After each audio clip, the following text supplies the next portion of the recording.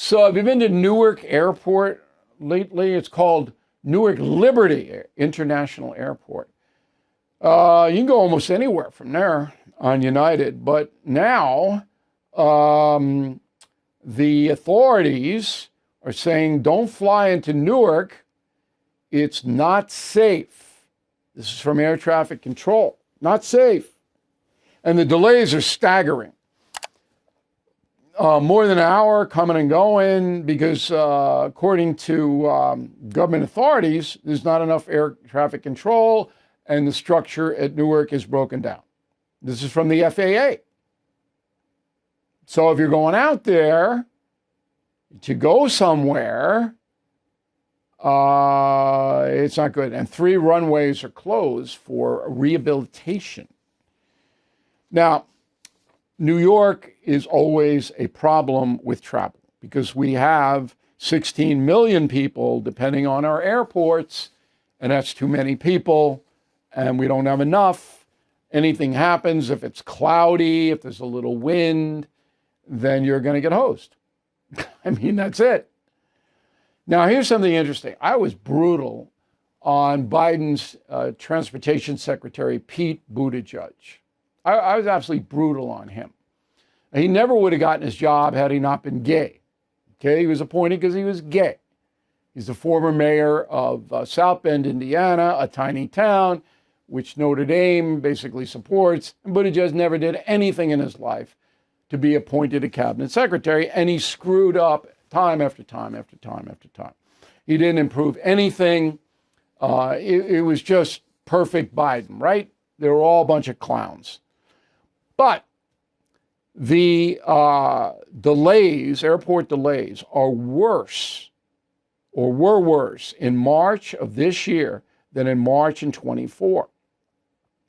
Okay? Canceled flights were worse under the Trump administration.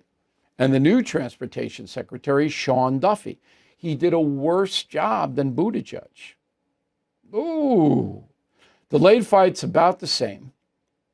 Down a little bit, but canceled flights up. Okay? Now here's the problem. When you get a system that is overburdened, and this applies not only our airports but our roads, there are too many automobiles for the roads, and that's just a fact. And so you have bumper to bumper traffic. It used to be just in the rush hour, now it's around the clock. And the system collapses under the weight of what we have. It is very difficult to combat that, but you can do it. And the solution to the airline thing is you tell the airlines, these are the slots that you have. Okay, the federal government says this. At Atlanta Airport, Chicago Airport, New York Airport, here are your slots. You don't get any more than this.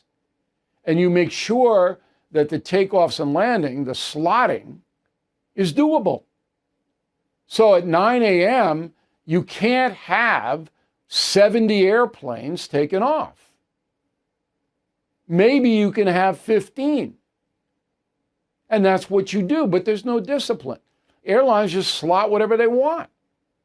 No.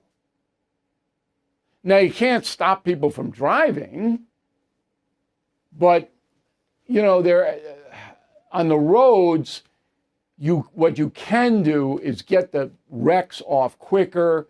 You get more police on the roads. There are things you can do, but that I don't even know. It's beyond my capacity. So we live in a rough area if we want to get anywhere, locally or out of state or out of country.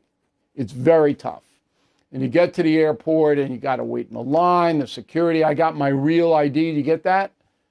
I don't think that's going to make a difference, but I got it. I paid for it. Okay. Brutal. It is brutal. And these problems are really not being dealt with. And that just gets more people frustrated. But be very careful if you have a book.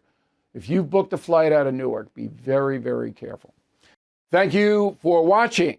To view full episodes of the No Spin News anytime, sign up to become a BillO'Reilly.com premium or concierge member today.